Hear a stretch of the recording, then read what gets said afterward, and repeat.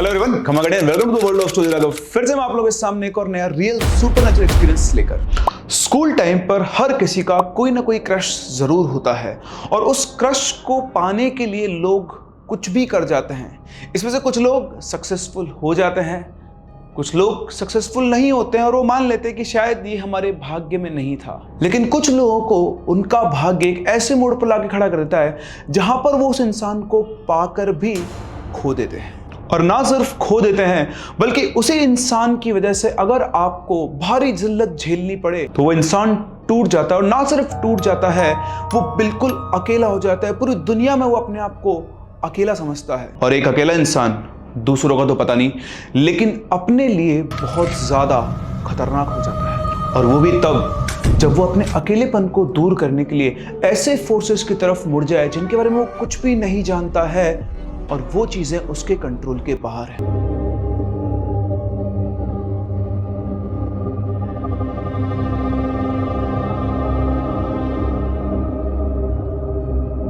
जी हाँ, कुछ ऐसा हमारी आज की स्टोरी के अंदर जहां पर अपने क्रश को खोने के बाद एक लड़का घूम गया उन अननेचुरल फोर्सेस की तरफ। अगर मैं सही नाम बताऊं तो कर्ण पिशाचिनी की तरफ। उसे लगा कि उस दुनिया में अब अगर कोई उसका साथ दे सकता है तो वो है कर्ण पिशाचिनी। लेकिन बाकी सब लोगों की तरह वो भी बिल्कुल गलत था। भाई बढ़ते हैं कहानी में आगे, लेकिन उससे पहले अगर आपके पास भी ऐसा कोई रियल सुपरनैचुरल एक्सपीरियंस है या फिर कोई इंटरेस्टिंग स्टोरी है तो आप मेरे साथ शेयर कर सकते हैं मेरी इन दी गई आईडीज पर। यह इंसिडेंट हुआ है करण के साथ, जो कि जयपुर के ही एक बहुत रेप्यूटेड स्कूल में पढ़ता था। करण एक बिलो एवरेज लुकिंग लड़का था, लेकिन उसे पसंद थी अपने स्कूल की सबसे सुंदर लड़की। 3 साल पहले उसने जब पहली बार जूही से बात की थी, तभी से वो उसके दिलो दिमाग पर छा गई थी और आज तक भी वो उसे ना अपने दिल से और ना ही अपने दिमाग से बाहर निकाल पाया था। लेकिन वो ये बात बहुत अच्छी तरीके से जानता था कि जूही उसे बिल्कुल भी घास नहीं देगी, वो उसे पसंद नहीं करेगी क्योंकि वो दिखने में सुंदर नहीं है। सारी असलियत जानने के बावजूद भी, क्योंकि दिल तो पागल है, करण किसी ना किसी बहाने से उसके पास जाने या उससे बातचीत करने की कोशिश करता ही रहता था। करण के बारे में अगर मैं आपको बताऊं तो करण एक वेल सेटल्ड फैमिली से था। पैसे के ऐसे फैमिली में कोई इशू नहीं था, दिक्कत नहीं थी। 12th क्लास के अंदर उसके पास अपनी एक पर्सनल कार थी जिससे वो स्कूल आया जाया करता था, तो आप अंदाजा लगा सकते हैं। लेकिन करण के पास अगर किसी चीज़ की कमी थी तो वो था सेल्फ कॉन्फिडेंस। वो सेल्फ बुलिंग का शिकार था। उसको यही लगता था कि वो बदसूरत दिखता है, वो दिखने में सुंदर नहीं है और इसी वजह से जूही कभी भी उसे पसंद नहीं करेगी, उसे बात नहीं करेगी। और इसीलिए शायद कभी भी वो जूही से अपने दिल की बात कह ही नहीं पाया। चाहे वो कह नहीं पाया हो, लेकिन दिन रात सोते उठते वो सिर्फ एक इंसान के बारे में सोचता था, वो थी जूही। और जैसा कि आप सभी लोगों ने सुना है, शाहरुख खान जी ने भी कहा है कि अगर किसी चीज़ को आप शिद्दत से चाहो तो पूरी कायनात उसे आपसे मिलाने में लग जाती है। और एक ऐसा ही मौका आया करण की जिंदगी में जब था उनके 12th क्लास का फेयरवेल दिन था, इनके स्कूल की फेयरवेल पार्टी का। स्कूल के अंदर फेयरवेल का बहुत अच्छा फंक्शन ऑर्गेनाइज हुआ था और उसके बाद अरेंज हुई थी फेयरवेल की आफ्टर पार्टी, जो कि इन्हीं के क्लास के स्टूडेंट्स ने अरेंज की थी। अब भाई हमारे स्कूल के फेयरवेल पार्टी की बात करो तो पहली बात तो फेयरवेल पार्टी मिल जाए वही बहुत बड़ी बात होती थी। अगर आफ्टर पार्टी के नाम पे कुछ होता तो समोसे और लड्डू खिला के घर भेज दिया जाता। लेकिन आजकल के लोग मॉडर्न हैं। आजकल के स्कूल की पार्टीज स्कूल में नहीं होती है, वो होती है कैफेज में और लाउंजेस में। और कुछ ऐसे ही पार्टी ऑर्गेनाइज हुई इनके फेयरवेल में। इस पार्टी में गर्ल्स बॉयज सभी इनवाइटेड थे और साथ में परोसी जा रही थी शराब। जैसे कि आप सभी जानते हैं कि शराब पीना स्वास्थ्य के लिए हानिकारक है, लेकिन कुछ लोगों के लिए ये लाभदायक भी हो सकती है। और कुछ ऐसा ही हुआ करण के साथ। जब आगे जाके आपको पता लगेगा तो आपको ये लगेगा कि करण ऐसा लगता है कहीं जाकर मन्नत मांगकर आया था। पार्टी शुरू हुई, वहां पर जूही पहुंचती है, करण पहुंचता है और करण की नजर सिर्फ और सिर्फ टिके रहती है जूही पर। वो जहां जहां जा रही थी करण की नजर उसको फॉलो कर रही थी। और ऐसा नहीं था कि जूही को पता नहीं कि करण उसे स्टेयर कर रहा है, उसे देख रहा है। कई बार ऐसा मौका भी आया जब दोनों की नजरें मिली और जूही बहुत अच्छे से जानती थी कि करण के मन में क्या है। खैर पार्टी चलती रही, सभी लोग एंजॉय कर रहे थे। जूही का अपना एक ग्रुप था फ्रेंड्स का, वो उनके साथ एंजॉय कर रही थी। और एंजॉय करते करते कब पता नहीं उसको बहुत ज़्यादा वो ड्रंक हो गई थी। और जब उसको लगा कि अब बहुत ज़्यादा उसको हो गई है तो वो अपने फ्रेंड से बोलती कि यार मेरी ना तबीयत ठीक नहीं, I am not feeling well, मैं घर जा रही हूँ। तो दोस्तों ने सब कोई होश में था ही नहीं, सब पार्टी एंजॉय करे, तो उन्होंने बोला कि हाँ ठीक है, ध्यान नहीं दिया उन्होंने कुछ भी। इधर से जूही उस पार्टी से निकली, लेकिन जूही अकेले नहीं निकली। वो जो नज़रें उसको फॉलो कर रही थी, करण की नज़रें, उसकी नज़रें अभी भी जूही के ऊपर टिकी हुई थी, और जैसे वो निकली वो फटाफट से वहाँ से उसको फॉलो करते हुए बाहर निकल गया। जूही बाहर खड़ी होकर कैब का वेट कर रही थी, और करण एक अलग जगह से उसको ऑब्जर्व करता। जूही को नहीं पता था कि करण भी उसको फॉलो करते हुए बाहर आ गया है। वो बस देख रहा था कि उसकी कैब आ जाए, वो सेफली चली जाए। लेकिन थोड़ी देर में करण ने ऑब्जर्व किया कि आसपास से गुजरने वाले लोग उसको बड़ी अजीब सी नज़रों से देख रहे थे, क्योंकि उसका ड्रेसअप भी पार्टी वाला था, और करण को ऐसा लगा कि वो सेफ नहीं है। आज भी करण में इतनी हिम्मत नहीं थी कि वो जूही को जाकर कुछ कह पाए, लेकिन जब उसने देखा कि वो इस एनवायरनमेंट में सेफ नहीं है, तो उसने आज अपनी हिम्मत जुटाई और वो सीधा जूही के पास पहुंचा, जाकर बोलता है, सुनो जूही, शायद तुम्हारी तबीयत ठीक नहीं है, मैं तुम्हें अपनी कार से तुम्हारे घर ड्रॉप कर देता हूँ। जूही वही ड्रंक हालत में देखते बोलती, तुम तो करण हो ना। अब आप जानते हैं जब इंसान का मानसिक संतुलन बिगड़ा हुआ है तो बिना सोच समझे कुछ भी बोल देता है। तुम शाम से मुझको क्यों घूर रहे हो? मैंने तुम्हें पूरी पार्टी में कई बार नोटिस किया कि तुम मुझे स्टेयर कर रहे हो। मुझे बताओ तुम मुझे ऐसे क्यों देख रहे थे? करण थोड़ा सकपका गया, उसने चारों तरफ देखा, उसने कहा, सुनो तुम एक काम करो, मेरी कार में बैठो, मैं तुम्हें घर भी ड्रॉप कर दूंगा और मैं तुम्हें ये भी बता दूंगा कि मैं तुम्हें पूरी पार्टी में क्यों देख रहा था। जूही ने उसे हाँ बोल दिया। दोनों करण की कार की तरफ बढ़ने लगे। वो वहाँ पहुंचे, उसने पहले गेट खुल के जूही को बिठाया, उसके बाद वो खुद कार में आकर बैठ गया और बैठकर जूही से बोलता है कि तुम्हें पता है कि आज तुमने कितनी ड्रिंक ले ली है? तो उधर जूही बोलती है, मुझे तो नहीं पता, लेकिन तुम ही तो मुझे देख रहे थे, तुमने ही गिन ली होगी कि मैंने कितनी ड्रिंक्स ली है। और इतना कहकर वो हंसने लगी। करण उसकी बात पे हंसा और सिचुएशन को भांपते हुए वो उससे कहता है कि हाँ यार, पूरी पार्टी में मैं तुम्ही को घूर रहा था, क्योंकि जब से मैंने तुम्हें देखा है तब से तुम मेरे दिलो दिमाग पे छा गई हो, और मैं चाहकर भी तुम्हें कभी भुला नहीं पाता। लेकिन क्योंकि मैं दिखने में अच्छा नहीं हूँ, इसलिए मैं कभी तुमसे बात नहीं कह पाया, लेकिन आज जब मौका मिला है तो मैं इस बात को कह सकता हूँ कि I like you very much. उसकी बात सुनकर जूही उसकी तरफ हंसती और कहती है, हंसते हुए उसके हाथ पे हाथ रखकर, कि किसने कहा कि तुम अच्छे नहीं दिखते हो, और उसकी तरफ एक स्माइल देती है। करण मनी मन बहुत खुश होता है। वो जूही का हाथ अपने हाथ में पकड़ता है और गाड़ी को स्टार्ट करके निकल पड़ता है जूही के घर के लिए। जूही क्योंकि ड्रंक हालत में थी, होश में वो थी नहीं, तो जब वो 5-10 मिनट उतन को निकले हुए तो बोलती कि सुनो, वैसे हम मेरे घर जा क्यों रहे हैं? मैं तो अपने घर पे बोल के आया कि मैं तो कल मॉर्निंग में आऊँगी। एक काम करते हैं ना, हम लोग नाइट आउट करते हैं। अब आप खुद इमेजिन कर सकते, करण को इससे ज़्यादा और क्या चाहिए था। उसने बोला ठीक है, बहुत ही बढ़िया, आज तो मतलब लॉटरी लग गई है। उसने सोचा नहीं था उसकी लाइफ में ऐसा दिन आएगा। उसने गाड़ी घुमाई और वो घूमने लगे जयपुर की सड़कों पर, अलग अलग जगह पर गाड़ी से घूम रहे हैं। पता नहीं कब 2-3 घंटे गुजर गए और रात के करीबन 2 बज गए। इतना घूमने फिरने के बाद जब इन दोनों की हालत नहीं रही ज़्यादा घूमने की, तो उन्होंने एक होटल लिया और वहीं पर नाइट स्पेंड की। सुबह जब करण उठा, ऐसा नहीं कि करण ने पार्टी में ड्रिंक नहीं की थी, उसने भी की हुई थी। जब उसने उठा तो देखा कि जूही वहाँ से चली गई थी।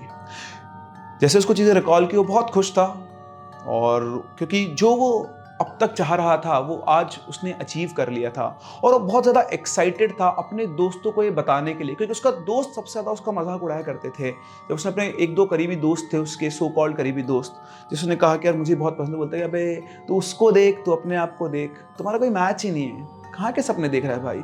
उन दोस्तों को वो ये बताना चाहता था कि कल फेयरवेल पार्टी के बाद जूही ने उसके साथ टाइम स्पेंड किया है। वो पहुंचता है अपने घर पहुंचकर तैयार होता है और सीधा पहुंचता है स्कूल पहुंचकर वो क्लास में घुसता है। उसके दोस्तों का ग्रुप बैठा हुआ था और वहां पर वो बहुत ही हंसता खेलता गुनगुनाता हुआ पहुंचता है। तो उसके दोस्त बोलते हैं, अबे तू इतना खुश क्यों है बे? तो बोलता है बस बात ही कुछ ऐसी है। तो उसका दोस्त बोलता है, अबे लोगों के चेहरे से खुशी झलकती है, तेरे चेहरे से खुशी बह रही है भाई, ऐसी क्या बात हो गई है? तो बोलता है, तुमको अगर मैं बात बता दूंगा ना तो तुम्हारे पैरों तले ना जमीन खिसक जाएगी। तो बोलता है, अच्छा ऐसी क्या बात है? वो कुछ बताने वाला होता है, तभी उसके पीछे से गुस्से में आवाज आती है, करण उसके सारे दोस्त आवाज कर घूम कर देखते हैं। उधर से जूही बहुत गुस्से में चलती आ रही है और सीधा आकर करण के गाल पे खींच के थप्पड़ मारती है और बोलती है, रास्कल, तूने मेरे ड्रंक होने का फायदा उठाया है, तेरी शक्ल भी देखी तूने, तो जैसे लड़के को तो मैं देखती तक नहीं हूँ, और कल तूने मेरे ड्रंक होने का फायदा उठाकर मुझे पार्टी से पिक किया और उसके बाद रात को मुझे होटल में ले गया। करण सकपका कर बोलता है, लेकिन तुमने ही तो मुझसे कल नाइट आउट के लिए बोलता। तो बोलते, नाइट आउट? वही तेरे साथ? शक्ल देखी कभी अपनी? तो जैसे लड़के के साथ तुम्हें कहीं बाहर भी जाओ, नाइट आउट तो बहुत बड़ी बात है। और तो शुक्र मना कि मैंने स्कूल में प्रिंसिपल को नहीं बोला और मैं तेरे खिलाफ कोई लीगल एक्शन नहीं ले रही हूँ, वरना मैं चाहूँ तो तुम्हारी पूरी लाइफ स्पॉइल कर सकती हूँ। और इस तरह से उसने पता नहीं क्या क्या करण को कहा, उसकी पूरी भरी क्लास हमने बेइज्जती कर दी, पूरी क्लास उसके ऊपर हंस रही थी और इतना कहकर वो वहाँ से चली गई। करण को बहुत जिल्लत महसूस हुई। जैसे ही जूही वहाँ से गई, पूरी क्लास भी उधर से निकल गई उधर, तो उसके दोस्त थे, वो सो कॉल्ड दोस्त थे, उसके पास में आते हुए बोलते हैं, अबे साले तूने सोच भी कैसे लिया कि जूही तुझसे पटेगी? अबे तुझसे जूही क्या, तुझसे कोई भी लड़की नहीं पट सकती है। अगर तुझसे कोई पट सकती है ना तो वो है कर्ण पिशाचिनी, क्योंकि उसको बंदे की शक्ल से कोई लेना देना नहीं होता, उसको तो सिर्फ अपनी साधना से मतलब होता है। तो लड़की छोड़, तो उसको पटाने की ट्राई कर। इतना कहकर उसके दोस्त क्लास से बाहर निकल गए। जब सब चले गए तो करण की आंखों में आंसू भरे हुए थे। उसने अपना बैग उठाया, बैग उठाकर वो क्लास से और स्कूल से बाहर निकल गया। उसे बिल्कुल भी उम्मीद नहीं थी कि उसकी इतनी बेइज्जती होगी। सिर्फ एक रात के दरमियान ही उसने जो कुछ सोचा था वो सब कुछ चेंज हो चुका था और यहाँ पर करण बुरी तरह से टूट चुका था। स्कूल से वो सीधा घर पहुंचा, घर में किसी से बात की ना, सीधा अपने कमरे में गया, रूम को लॉक किया और चुपचाप बैठ गया। चीज़ें बिल्कुल उसके दिमाग में घूमे जा रही थी। कल जो हुआ था सब कुछ सामने घूम रहा था और जो क्लासरूम का जो एटमॉस्फेयर था वो उसके सामने बिल्कुल ऐसे स्क्रीन की तरह चल रहा था।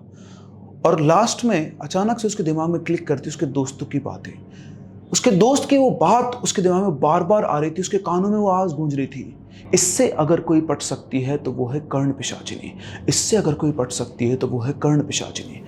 उसके दिमाग में चीज़ धीरे धीरे धीरे धीरे घूम रही थी और वो रिलेट कर पा रहा था, मैं हूँ कर्ण और ये है मेरी पिशाचिनी।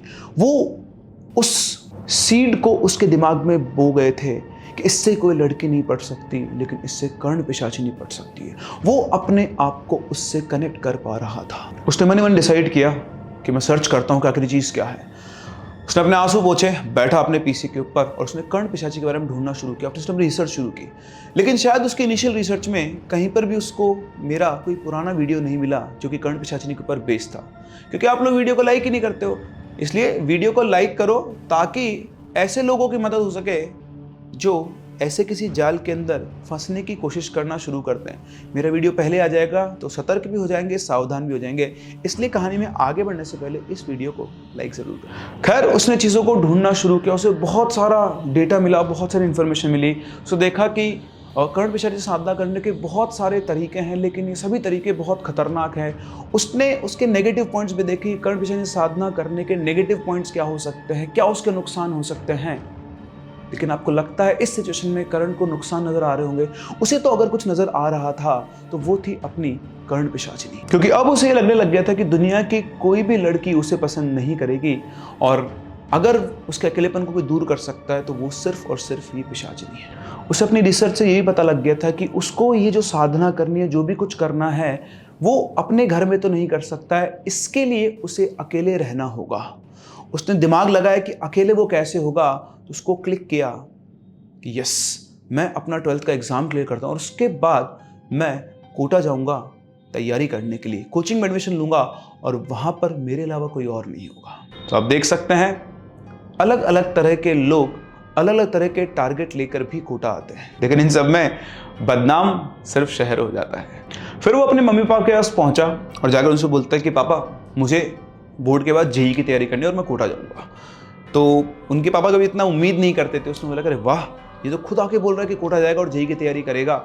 तो और दूसरा ये भी था कि जो करण के सिस्टर थे उनके इन-लॉज भी कोटा में ही रहते थे। खैर, वो बहुत खुश हुए इस बात से कि चलो बेटा आगे पढ़ने की खुद से सोच रहा है। उनको नहीं पता था कि उसके हिडन प्लान्स क्या है, लेकिन अब उसका एक फोकस हो चुका था कि कैसे भी करके उसको बोर्ड्स के अंदर 80+ % लाना है, क्योंकि तभी उसके घर वाले उसे बिना कुछ पूछे कोटा भेज सकते हैं। वो लग गया अपनी मेहनत में और बहुत अच्छे से उसने बोर्ड की तैयारी की। जो भी बचे कुछ दिन थे उसमें पूरा अपना वो भूल गया था किसी भी रिसर्च और कर्ण पिशाची के बारे में, और वो लग गया अपनी पढ़ाई के अंदर और वाकई में उसने 12th बोर्ड्स के अंदर 85% स्कोर किया। खैर, एग्ज़ाम खत्म होते ही वो सीधा कोटा आ गया और यहाँ पर एक कोचिंग में एडमिशन लिया। नहीं, मेरी में नहीं, मेरी तो अभी स्टार्ट ही हुई है। और हॉस्टल में रूम लेने की जगह उसने लिया एक 1 BHK फ्लैट, ताकि एक तो वो अकेला रह सके और दूसरा उसके ऊपर एज सच कोई रिस्ट्रिक्शंस ना हो। फ्लैट लेने में उसने बहुत दिमाग लगाया और उसने एक मल्टी स्टोरी बिल्डिंग के टॉप फ्लोर के ऊपर अपना फ्लैट लिया, ताकि वहाँ पर, क्योंकि जनरली सभी लोग टॉप फ्लोर पे फ्लैट को अवॉइड करते हैं गर्मी की वजह से, और दूसरा उसको जो भी अपने काम करने थे वो किसी को पता ना चले, और छत पर से चीज़ें आसानी से डिस्पोज भी की जा सकती है। सेटल होने के बाद उसने अपनी रिसर्च वापस से रीस्टार्ट की। वो अपना लैपटॉप अपने साथ में लेकर आया था, और कोचिंग तो सिर्फ वो एडमिशन लेने गया, उसके बाद उसने कभी दोबारा वो क्लास करने नहीं गया, और वो लगा रहा अपने काम के अंदर। उसके दिमाग में सिर्फ एक ही चीज़ घूम रही थी, वो थी कर्ण पिशाचिनी। बहुत जगह उसने ढूंढा, क्योंकि वो चाहता था कि फर्स्ट अटेम्प्ट में ही वो कर्ण पिशाचिनी साधना को कंप्लीट कर ले, सक्सेसफुल हो जाए उसके अंदर। बहुत पढ़ने, बहुत ढूंढने का उसको ये पता लगा कि अगर आपको कोई ऐसा एक गुरु मिल जाए जिसने साधना की हुई हो या उसके बारे में जानता हो, तो सिद्धि मिलने के चांसेस बहुत ज़्यादा हो जाते हैं। उसने बहुत सर्च किया कि उसे कोई ऐसा इंसान मिल जाए, बहुत कॉन्टैक्ट ढूंढने की कोशिश की, वो डार्क वेब पे भी गया, सब जगह उसने किया, लेकिन उसे ऐसा कोई कॉन्टैक्ट नहीं मिला। फिर पता नहीं कहाँ से, किसी फोरम से या किसी कॉन्टैक्ट से को पता लगा कि पुष्कर घाट, जो कि अजमेर के पास है, वहाँ पर कुछ अघोरी रहते हैं, और वो इस साधना के अंदर, मतलब इस साधना को जानते हैं। इसके अलावा भी कई तरह की पिशाचिनी साधनाओं को जानते हैं। तो अगर कोई अघोरी उसकी मदद करने को तैयार हो जाए तो वो इस सिद्धि को प्राप्त कर सकता है। और उसने प्लान बनाया कि वो वहाँ जाएगा और देखेगा कि वाकई में ये सब सच है या नहीं है। तो वो पुष्कर पहुँचता है 1-2 दिन के लिए, और वहाँ जाकर वो एक्सप्लोर करना शुरू करता है। तो वहाँ उसको कई तरह के बाबा मिलते हैं। धीरे धीरे वो, मतलब वीक में 2 दिन पुष्कर जाता, तो 3-4 वीक के बाद उसको पता लगा कि ऐसे लोग वहाँ पर वाकई में ऐसे अघोरी बाबाज हैं, है ना। अब पता नहीं वो लोग सच हैं गलत है, मैं भी नहीं जानता, तो जैसा मुझे बताया गया बिल्कुल वैसा ही आपको बता रहा हूँ। तो उसने ऐसा एक ग्रुप ढूंढा, जो कि बेसिकली उसको आइडिया लगा, लोगों से बात कर करके धीरे धीरे उसने पता करना शुरू किया। उसने वहाँ टाइम स्पेंड किया। जब आप किस जगह पर टाइम स्पेंड करते हो तो वहाँ की इन्फॉर्मेशन निकालना आप सीख जाते हो। उसे पता लगा कि 4-5 अघोरियों का एक ग्रुप है जो कि पिशाचिनी साधनाओं के अंदर पारंगत है, और उन्होंने कई पिशाचिनियों को साधा हुआ है। उसने उस टोली को पकड़ा और उस टोली के साथ साथ वो रहने लगा। अपनी रैकी पूरी होने के बाद अब वो नेक्स्ट मंथ से करीबन 10 दिन के लिए पुष्कर जाता और उन बाबाओं के सानिध्य में रहता। वो उनसे बातचीत करता। धीरे धीरे 1 महीने 2 महीने में उसने उनका विश्वास जीत लिया था, और अब वो उनसे, मतलब एक तरह से गुरु और चेले का संबंध सा उसने बना लिया था। उसने देखा था कि उन अघोरियों के पास बहुत सारी किताबें हैं, अलग अलग तरह की किताबें हैं, और उन किताबों में, उनमें एक अघोरी था उसके पास सारा कलेक्शन था किताबों का। और कई बार उसने उसको किताबें पढ़ते हुए देखा, पूछा भी, उसने बताया कि इनके अंदर मंत्र लिखे हुए हैं। ऑब्वियसली देखो, जब आपको पता है कि आपको क्या करना है तो आप उस टारगेट की तरफ तो उससे इन्फॉर्मेशन लेता था कि क्या पिशाचिनी क्या होती है ना, कैसे आप उनको साधते हो। तो हल्की हल्की इन्फॉर्मेशन उनसे निकालता रहता था, और उस अघोरी से सबसे ज़्यादा क्लोजनेस बना रखी थी जिसके पास ये किताबें थी और वो इनके बारे में जानता था। तो एक दिन जब उसे मौका मिला तो उसने इन बाबा से पूछा, एक अनजान बच्चे की तरह, कि बाबा मैंने ना कर्ण पिशाचिनी के बारे में बहुत सुना, ये क्या होती है? तो उन्होंने कहा कि बेटा, कर्ण पिशाचिनी साधना जो बहुत खतरनाक है। ये एक ऐसी पिशाचिनी है जो अपने साधक को काम सुख देती है, और उसी के साथ साथ ये उसके कान में जिसके बारे में तुम जानना चाहो उसके भूतकाल की जानकारी दे सकती है। अगर तुम्हारे सामने कोई आदमी बैठा है और तुम ये पता करना चाहते हो कि इसके भूतकाल में क्या हुआ है, इसका वर्तमान कैसा है, तो कर्ण पिशाचिनी तुम्हारे कान में आकर इस चीज़ को बताती है।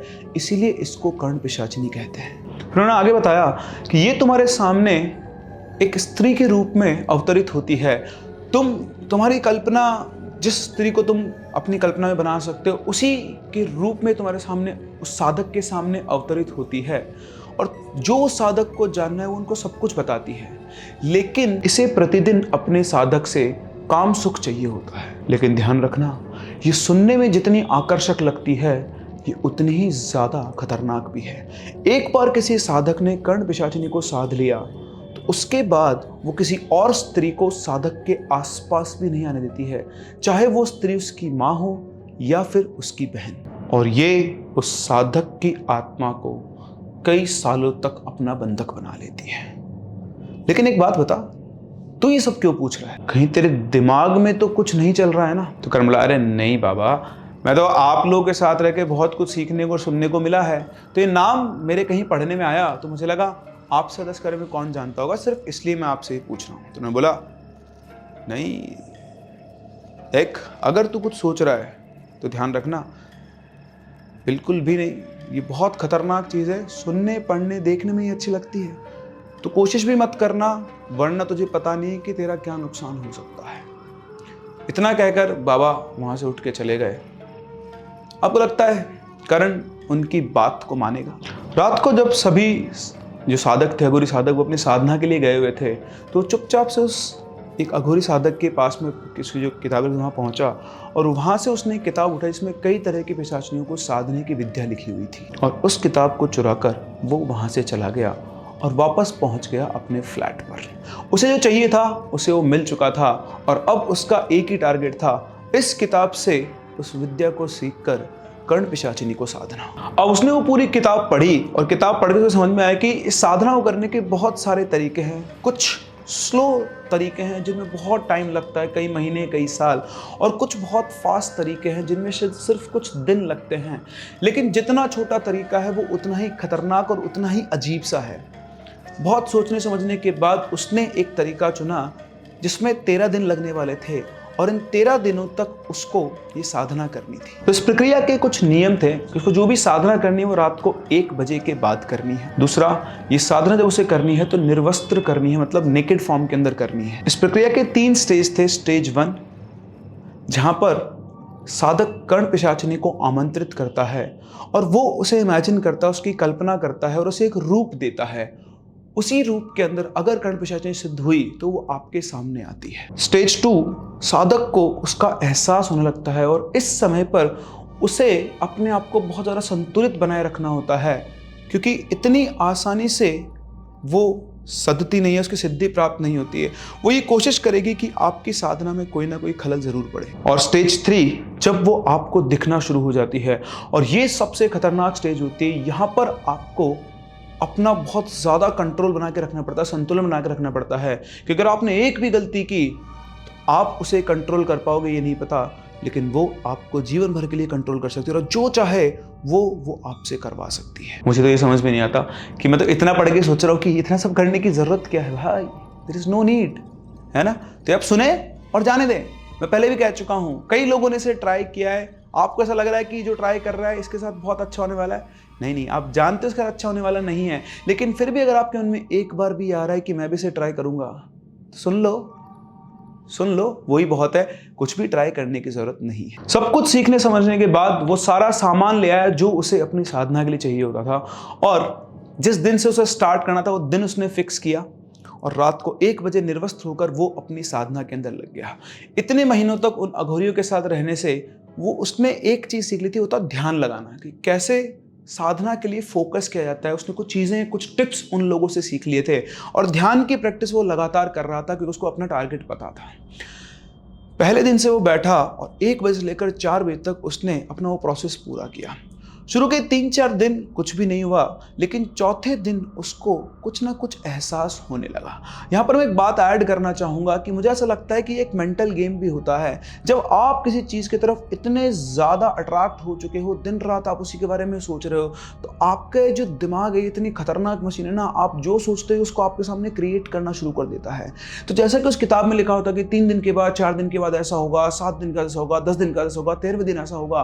तो वो अगर हो सकता है वो रियलिटी में नहीं हो रहा हो, लेकिन आपके सामने एक ऐसा वर्चुअल वर्ल्ड क्रिएट हो जाता है जिसमें आपको लगता है कि ऐसा हो रहा होता है। और सेम चीज चौथे दिन के बाद करण को फील होना शुरू हुई। उसे किसी न किसी का अपने कमरे के अंदर होने का एहसास हो रहा था। उसे ऐसा लग रहा था कि जब वो साधना कर रहा है तो कोई उसे देख रहा है और वो चाहता है कि वो आंख खोलकर उसे देखे, लेकिन वो पूरी तरह से सुदृढ़ था। उसका निश्चय था कि चाहे कुछ भी हो जाए, जब तक साधना पूरी नहीं होगी वो आंख नहीं खुलेगा। और वो उसी तरह से उस एहसास के साथ साथ लगातार उस प्रक्रिया के अंदर लगा रहा। अपनी साधना खत्म करने के बाद जब उसने खुद से बात की तो उसे लगा कि हाँ, उसे कोई प्रेजेंस फील हुई। वो बहुत ज़्यादा मोटिवेट हो गया था कि अब वो बिल्कुल सही डायरेक्शन के अंदर जा रहा है। अगले दिन वो फिर से साधना करने बैठा और इस बार उसे अपने कमरे के अंदर एक फीमेल एंटिटी की प्रेजेंस फील होने लगी। उसे एक अजीब सी अलग सी महक आने लगी, बहुत ही अच्छी उसको महक लग रही थी। और वो ये आइडेंटिफाई करा था, आपका जो सेंसेस होते हैं वो ये बता सकते हैं कि आपके आसपास जो एंटिटी एनर्जी घूम रही है वो मेल है या फिर फीमेल है। हो सकता है ये उसका इल्यूजन हो, लेकिन उसे ये साफ साफ फील हो रहा था कि उस रूम में जब वो साधना कर रहा है तो कोई ना कोई एक फीमेल एंटिटी है जो उसके आसपास घूम रही है। वो लगा रहा अपनी साधना के अंदर। 5वां दिन, 6वां दिन, 7वां दिन, 8वां दिन जब आया तो उसे अपने जब ध्यान लगा रहा था वो, तो ऐसा होता है देखिए, बहुत सारी चीज़ें होती है। मैं आपको फिर भी बता रहा हूँ कि जब आप इमेजिन कर रहे होते हैं, आप जब ध्यान लगा के एक चीज़ पे फोकस कर रहे होते हैं, तो आंखें खोले बिना भी आपको बहुत कुछ दिखता है। जो लोग ध्यान लगाते हैं वो चीज़ें जानते हैं। तो उसको अपने वही ध्यान के अंदर उसे एक फीमेल फिगर दिखाई दिया जो कि बहुत ब्लरी सा था। वो आया और आके एकदम से गायब हो गया। बार बार फ्लैशेस आ रहे थे उसकी आंखों के सामने और उसे एक ब्लर सा फीमेल सा फिगर दिखाई दे रहा था। लेकिन वो रुका नहीं, वो लगा रहा और 10 दिन उसकी साधना के गुजर चुके थे। क्योंकि उसने बहुत सारे नॉलेज पहले इकट्ठा कर लिया, उसने फिर से अपनी किताब खोली कि उसे पता था कि अगर 10वें दिन तक आपको किसी भी तरह का कोई भी एहसास ना हो तो आपको इस प्रक्रिया को दोबारा करना होता है। तो उसने पढ़ा क्योंकि वो जानता था कि उसे तो वो एहसास होना शुरू हो गया है। तो 11वें दिन से अब प्रोसेस का अगला स्टेज शुरू हुआ। उस बुक में लिखा हुआ था कि अगर आपको एहसास हो गया, आपको कुछ दिखना शुरू हो गया है, तो 11वें दिन आपको मांस की आहुति देनी है। और आहुति देने के बाद आपको उस मांस को वैसा का वैसा ही खाना है, चाहे वो पका हुआ हो, चाहे वो अध पका हो, जैसा भी उसको खाना है। और खाते टाइम, खाने के बाद उल्टी नहीं आनी चाहिए। अगर उल्टी आ गई दैट मीन्स आपको अभी भी घिन है, आप अभी भी तैयार नहीं हो और फिर आपको सिद्धि प्राप्त नहीं होगी। मैं नहीं जानता ये सही है या गलत, आई डोंट नो। मेरा पर्पस कुछ मैं जो बता रहा हूँ, जो मुझे बताया गया है स्टोरी के अंदर, जिस भी सब्सक्राइबर ने हमसे स्टोरी शेयर की है, तो वो जो उन्होंने बताया है उसी चीज़ को बस यहाँ पर डिस्क्राइब किया जा रहा है। तो इस चीज़ को बिल्कुल भी सीरियसली ना लें। एक स्टोरी है, आप इसे एक फिक्शनल स्टोरी माने और बिल्कुल उसी की तरह इसको लेकर चलें। आपको बता दूं, करण जो था वो प्योरली वेजिटेरियन था, लेकिन वो इस प्रोसेस में बहुत आगे आ चुका था और वैसे भी उसकी लाइफ का टारगेट ही चेंज हो चुका था। तो इस चीज़ के लिए भी तैयार था। किताब में कहे अनुसार वॉगलिन जाकर 1.25 किलो चिकन लेकर आया। उसने रात को एक छोटा सा हवन कुंड बना रखा था, उसमें आहुति दी। उसका जैसा था वैसा का वैसा उसको खा लिया। खाते टाइम उसे एक बार भी कोई घिन या कुछ फील नहीं हुई। उस बुक के अनुसार उसको खाने से पहले उसको उसी हवन में अपने रक्त की आहुति देनी थी। उसने अपना अंगूठा ऐसे काटा, रक्त की आहुति दी और उसके बाद उसको वो कंज्यूम कर गया। आज की प्रक्रिया पूरी करते करते उसे उम्मीद थी कि उसे जो ब्लरी फिगर है वो शायद क्लियर दिखाई दे, लेकिन आज तो उसे वो ब्लरी विजन भी नहीं आया। वो थोड़ा हताश था, लेकिन वो नाउम्मीद नहीं हुआ। उसने अपनी प्रक्रिया पूरी की, सो गया। सुबह जब उठा तो सब कुछ नॉर्मल था, ऐसा कुछ भी नहीं हुआ। लेकिन जैसे ही रात हुई उसे अचानक से बहुत तेज नॉनवेज खाने की इच्छा हुई। वो वापस उसी दुकान पे गया और उसे चिकन खरीद के लाया और लाने के बाद उससे 1 मिनट भी नहीं रुका गया। किसी सब्जी, गाजर मूली की तरह वो पूरा का पूरा चिकन खा गया। इसके बाद वो वापस से अपनी साधना करने बैठा। उस किताब के अनुसार अब हर दिन उसको अपने रक्त की आहुति देनी थी। तो उसने वापस से वो बैठा, प्रोसेस आया, जब टाइम आया तो उसने अपने अंगूठा कट करके वापस से रक्त की आहुति दी। और जैसे उसने आज आहुति दी, उसके सामने एक फिगर क्रिएट होने लगा। और ये फिगर उस दिन की तरह ब्लर नहीं था। आज उसके सामने बिल्कुल क्लियर इमेज बन रही थी। सामने उसके एक लेडी खड़ी हुई थी और वो लेडी उसने जो कल्पना की थी उससे भी कहीं ज़्यादा सुंदर थी। उसकी बड़ी बड़ी नशीली आंखें थी और वो इतनी सेड्यूसिंग थी कि करण अपने आप को कंट्रोल नहीं कर पा रहा था उसको देखकर। करण यहाँ पर अपनी प्रक्रिया में लगा था और वो उसके चारों तरफ घूम रही थी। करण मन ही मन बहुत खुश था अपने इस अचीवमेंट के ऊपर, लेकिन उसे पता था कि उसे अपनी प्रक्रिया को रोकना है। 13 दिन जब तक नहीं होंगे वो अपनी प्रक्रिया को नहीं रोकेगा। ये एक जाल है। अगर वो 11वें दिन उठ गया तो उसकी साधना खत्म हो जाएगी। उसने अपनी प्रक्रिया पूरी की और जब आंखें खोली दोबारा तो लड़की वहाँ से गायब हो चुकी थी। अपनी प्रक्रिया खत्म करके जब वो सोया तो आज उसे प्रॉपरली फील हो रहा था कि वो अपने रूम के अंदर अकेला नहीं है। कोई है। जब वो लेटा हुआ है बेड, उसके पास में कोई लेटा हुआ है जो उसे बार बार टच कर रहा है।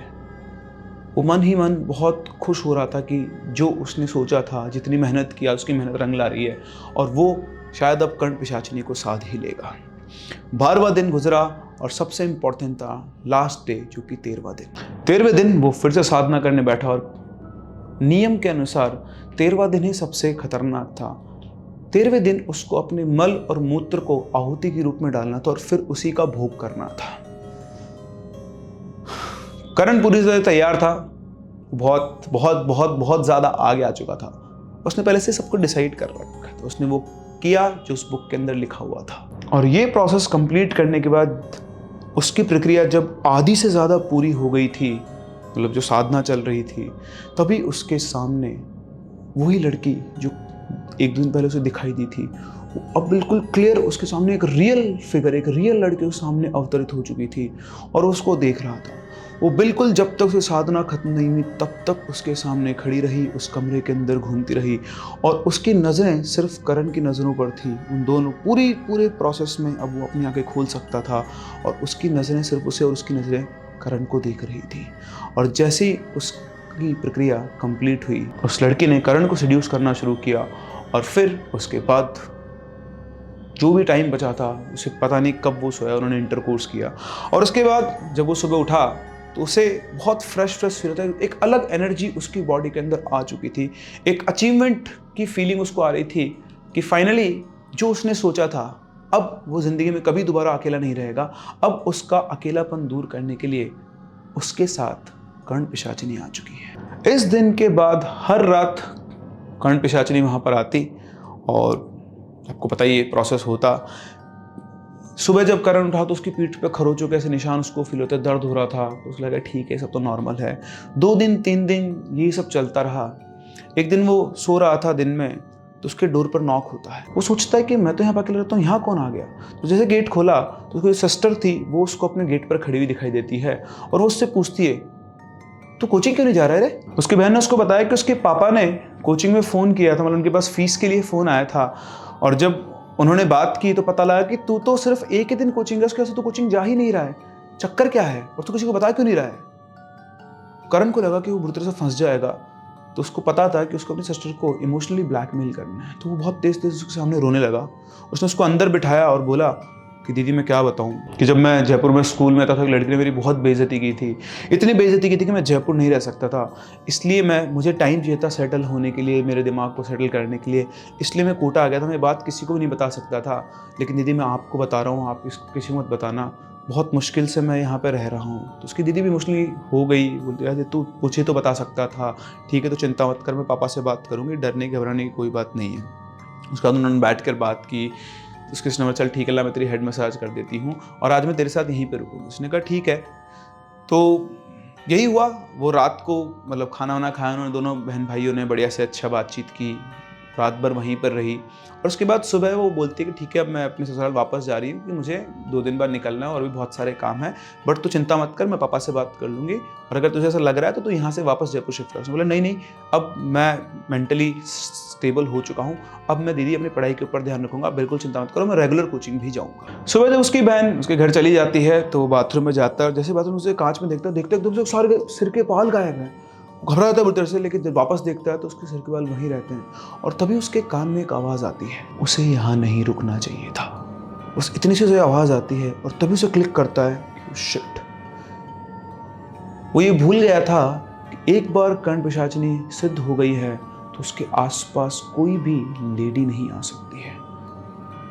उसने फटाफट से अपने जिया जी को फ़ोन किया और जैसे फ़ोन उठाया तो उसको पीछे रोने पीटने की आवाज़ सुनी। उसमें लगा क्या हुआ, तो उन्होंने बोला कि यार पता नहीं, जैसे तेरे फ्लैट से तेरी बहन आई तो घर पर गैस के ऊपर तवा चढ़ा हुआ था, उसने बिल्कुल गर्म तवे के ऊपर अपने दोनों हाथ ऐसे रख दिए, उसके हाथ बुरी तरह से जल गए हैं। वो बुरी तरह घबरा गया, बोलता है मैं अभी आ रहा हूँ। उधर से उनके ससुराल वालों ने इनके घर पे भी फ़ोन कर दिया था और इनके घर वाले भी वहाँ से रवाना हो चुके थे। वो लोग हॉस्पिटल जाते हैं, उसके हाथ पे सब इलाज करवाते हैं, फिर वहाँ रुकते हैं, लेकिन रात को ये सब लोग करण के फ्लैट पर ही सोने के लिए आ जाते हैं। अब जब ये लोग सब आते हैं तो फिर से रात को कर्ण पिशाचिनी आती है, लेकिन उसकी फैमिली को वहाँ पर देखती है और करण को घूरते हुए, वो किसी और को नहीं दिख रही होती लेकिन करण को साफ साफ दिख रही होती है, उसको घूरते हुए बहुत ही गुस्से में वहाँ से निकल जाती है। अगले दिन इनके जो मदर फादर थे वो वापस से चले जाते हैं। उनकी सिस्टर ने करण के बारे में कुछ भी उन्हें नहीं बताया, उसने समझा दिया था कि ऐसी कोई बात है, जो भी था वो सेटल्ड थे, उन्होंने भी उससे डिस्कशन नहीं किया कि चलो सिस्टर ने समझा दिया है। जैसे वो जाते हैं अगली रात वापस से कर्ण पिशाचिनी आती है और इस बार वो बहुत ज़्यादा गुस्से में होती है और पूरी रात में वो उसके शरीर के ऊपर बहुत बड़े बड़े घाव, जैसे नाखून से किसी ने फाड़ सा दिया, उसे बड़े बड़े उसके घाव हो जाते हैं। अगले दिन वो हॉस्पिटल जाता है, हॉस्पिटल जाकर डॉक्टर को मतलब वो पट्टी वट्टी करवाता है, लेकिन वो किसी से इस बात को शेयर नहीं कर पाता है कि उसके साथ क्या हुआ। वो ये समझ गया था कि गुस्से की वजह से उसने सब किया है क्योंकि उसके घर वाले यहाँ पर आकर रहे, लेकिन अब उसको लगने लग गया था कि अगर ये मुझे लेकर इतनी पॉसेसिव है, इसका मतलब मैं कभी भी अपनी बहन, अपनी माँ या किसी और लेडी के आसपास भी नहीं जा सकता हूँ। अब उसे एहसास हो गया था उसने बहुत बड़ी गलती कर दी है, लेकिन शायद वो बहुत आगे आ चुका था। वो चाहे या वो ना चाहे, हर रात वो वहाँ पर आती थी और जो उसे चाहिए था वो करण से ज़रूर लेती थी। चीज़ें चलती रही और धीरे धीरे करण को समझ में आ गया था कि वो एक बहुत बड़े और गलत मुसीबत के अंदर फंस चुका है। उसे समझ में नहीं आता कि इस मुसीबत से उसको बाहर कैसे निकलना है, और तभी उसको याद आई वापस से उन अघोरियों की। वो वापस से वहाँ पहुँचता है और जैसे वहाँ पे पहुँचता है वो अघोरी उसको देखते बोलते हैं, मुझे पता था तो वापस ज़रूर आएगा। तुझे ये किताब चुराने की सज़ा तो मिल ही चुकी है। अब एक काम करना, रात को पूरी तरह तैयार होकर आना, फिर तेरी इस प्रॉब्लम का सलूशन भी मैं निकाल दूँगा। रात को वो वापस से बिल्कुल निर्वस्त्र होकर पहुँचा। तैयार होने का मतलब यही था। जैसे वहाँ पहुँचा तो उन्होंने कहा कि तूने आधा अधूरा ज्ञान लेकर ये काम करने की कोशिश की। तुझे नहीं पता कि ये काम सुख के द्वारा ही बहुत शक्तिशाली हो जाती हैं, और इसीलिए हर दिन ये साधक के साथ इंटरकोर्स ज़रूर करती है। उन्होंने उसे बिठाया और उसके चारों तरफ अभिमंत्रित करके राख से एक घेरा बनाया और कहा कि चाहे कुछ भी हो जाए, इस घेरे से बाहर मत निकलना। तो वावा उसके सामने बैठते हैं और अपने मंत्र पढ़ना शुरू करते हैं, और थोड़ी देर के अंदर उसे ऐसा फील होता है कि उस सर्कल के चारों तरफ कोई बहुत तेज तेज घूम रहा है। वो डर के मारे आंख नहीं खोलता है, और तभी उसको कान में एक आवाज़ सुनाई आती है, चुपचाप यहाँ से बाहर निकल जा, वरना तेरी बहन और तेरी माँ को तो जिंदा नहीं देख पाएगा। जैसे उसे कान में आवाज़ सुनाई आती है, वो घबरा जाता है उधर से, क्योंकि पहले भी एक बार उसकी बहन के साथ वो हरकत कर चुकी थी। उसे बहुत तेज डर लगा कि कहीं अगर इस प्रोसेस में उसकी बहन और उसकी माँ को कुछ हो गया तो जिंदगी भर अपने आप को माफ़ नहीं कर पाएगा। घबरा कर उस गोले से बाहर निकल जाता है, और जैसे ही वो गोले से बाहर निकलता है, उसकी पूरे शरीर के ऊपर से नाखूनों के निशान उभरना शुरू, जैसे कोई इसके ऊपर बार बार खरोच कर रहा हो। इतना देखते हुए बाबा उठते हैं, भस्म लेते हैं, उसके मस्तक पे लगाते हैं और अपने मंत्र पढ़ना शुरू करते हैं। और जैसे वो ये करते हैं तो उसकी आंखों के सामने एकदम से 7-8 और पिशाचनी आ जाती है, जो उस पिशाचनी को बालों से पकड़कर घसीटते हुए उस हवन की तरफ लेकर जाती है और उस हवन के अंदर डालती है। जैसे उसको हवन के अंदर डालते हैं, एकदम से एक फ्लैश ऑफ लाइट आता है और करण वहीं का वहीं बेहोश हो जाता है। जब उसे होश आता है तो उसे वो बाबा बिठाई देते सामने, तो उनसे बोलता है कि क्या हुआ। बोलता चिंता मत कर, तू उसके पाश यानी जाल से मुक्त हो चुका है। तूने जो खून की आहुति दी थी उससे मैं उसको बहुत मुश्किल था उसको कंट्रोल करना, लेकिन ये जो बाकी पिशाचनियाँ हैं इनको मैंने इसलिए साध रखा है कि तुम जैसे लोग कभी मुसीबत में पड़े तो उनको उससे छुटकारा दिलाया जा सके।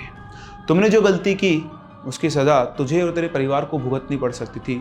वो तो अच्छा हुआ कि समय रहते तू मेरे पास आ गया।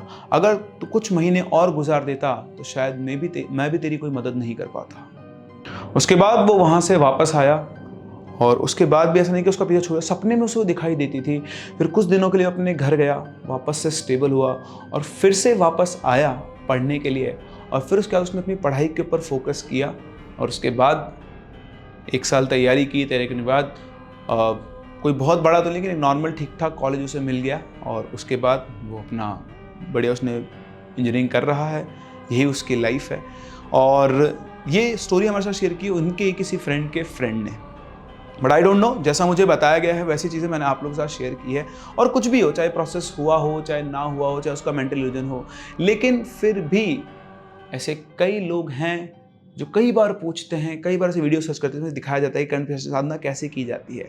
मैं पहले भी बोल चुका हूँ और मैं बार बार बोलता रहूँगा, कुछ चीज़ें आपके कंट्रोल में नहीं है। आपको ये लुक्रेटिव लग सकती है, लेकिन इनके पीछे का जो नेगेटिव इम्पैक्ट होता है कि इंसान की लाइफ पर, वो बहुत ज़्यादा पावरफुल होता है। जैसे किसी भी चीज़ को कभी भी ट्राई करने की कोशिश ना करें।